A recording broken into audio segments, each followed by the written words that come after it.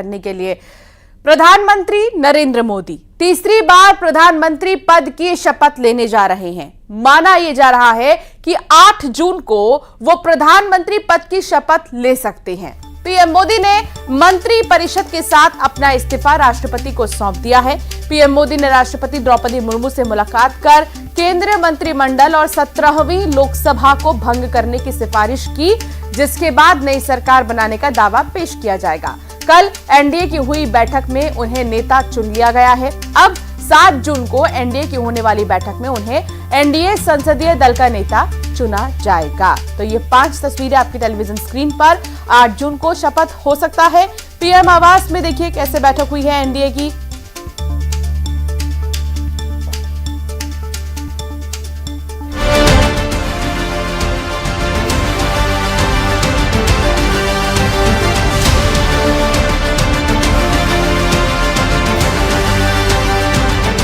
PM Modi तीसरी बार प्रधानमंत्री बनने जा रहे हैं और उन्हें सत्ता से बाहर करने का विपक्ष का ख्वाब इस बार भी अधूरा रह जाएगा।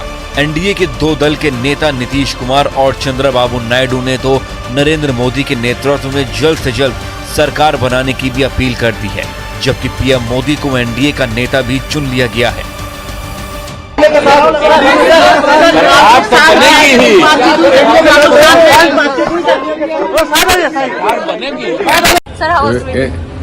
How can we contest elections if you are not a part of NDA?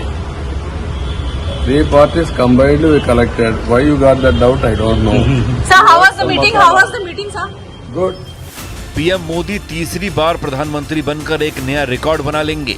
PM Modi ऐसे पहले गैर कांग्रेसी नेता होंगे जो लगातार तीसरी बार प्रधानमंत्री पद की शपथ लेंगे। आजादी के बाद लगातार 3 बार प्रधानमंत्री बनने वाले वो तीसरे व्यक्ति होंगे। इससे पहले ये रिकॉर्ड सिर्फ जवाहरलाल नेहरू और इंदिरा गांधी के नाम था। ऐसे नरेंद्र मोदी के नाम कई संसदीय और प्रशासनिक रिकॉर्ड भी हैं। वो बिना विधानसभा का कोई चुनाव पहले लड़े हुए सीधे गुजरात के मुख्यमंत्री की कुर्सी पर बैठे थे। 1960 में गुजरात की स्थापना के बाद से वो एकमात्र मुख्यमंत्री रहे जिसने लगातार 4 बार मुख्यमंत्री पद की शपथ ली। करीब पौने 13 साल तक लगातार वो गुजरात के मुख्यमंत्री रहे और वहां से सीधे प्रधानमंत्री की कुर्सी पर बैठे। पीएम मोदी गुजरात में सबसे लंबे समय तक मुख्यमंत्री रहे। लगातार 3 विधानसभा चुनाव बीजेपी को जिताने का रिकॉर्ड भी बनाया।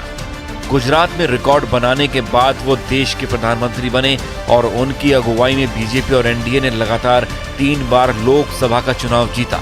नेहरू और मनमोहन सिंह के अलावा मोदी एकमात्र प्रधानमंत्री हैं जिन्होंने लगातार 5 साल के 2 टर्म पूरे किए हैं और गैर कांग्रेसी नेता में सिर्फ मोदी के नाम ये रिकॉर्ड है।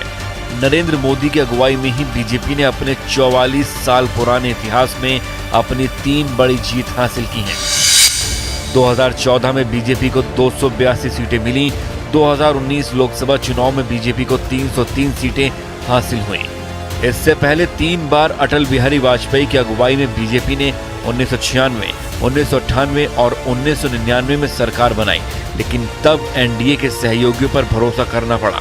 2024 की यह जीत बीजेपी के इतिहास के लिहाज से तीसरी बड़ी जीत है और ये कीर्तिमान भी मोदी के सर ही है।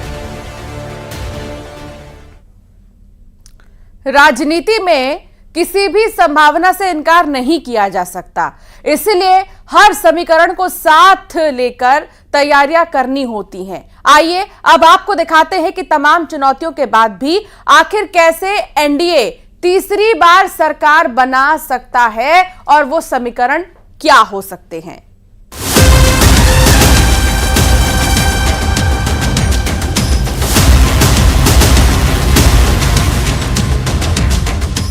सत्ता की सीढ़ियों तक पहुंचने की कैलकुलेशन आसान नहीं होती, क्योंकि ये सिर्फ एक दिन का जोड़ घटाने का मामला नहीं है, बल्कि पूरे 5 साल तक चलने वाली कैलकुलेशन है, जिसका कांटा 272 के मीटर पर टिके रहना जरूरी है। यही वजह है कि एनडीए ने अपने लिए कई रास्ते तैयार कर रखे।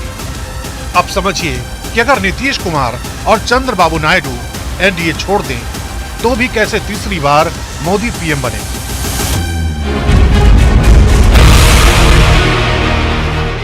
एनडीए के पास 292 सीटें हैं, जिसमें टीडीपी की हिस्सेदारी 16 सीटों की है। अगर टीडीपी विपक्षी गठबंधन के साथ जाती है तो 292 में से 16 सीटें घटाने के बाद 276 सीटें एनडीए के पास रहती, यानी बहुमत से 4 ज्यादा। इसी तरह का गणित कुछ नीतीश कुमार की जेडीयू को लेकर भी है। अगर नीतीश कुमार एनडीए का साथ छोड़ते हैं, एनडीए के पास 292 सीटें हैं, जिसमें जेडीयू की हिस्सेदारी 12 सीटों की है। अगर जेडीयू विपक्षी गठबंधन के साथ जाती है तो 292 में से 12 कम करने के बाद 280 सीटें एनडीए के पास होती हैं, यानी बहुमत से 8 ज्यादा। इन दोनों ही स्थितियों में एनडीए सरकार बना लेगा। लेकिन अगर टीडीपी और जेडीयू दोनों एनडीए का साथ छोड़ दें तो क्या होगा?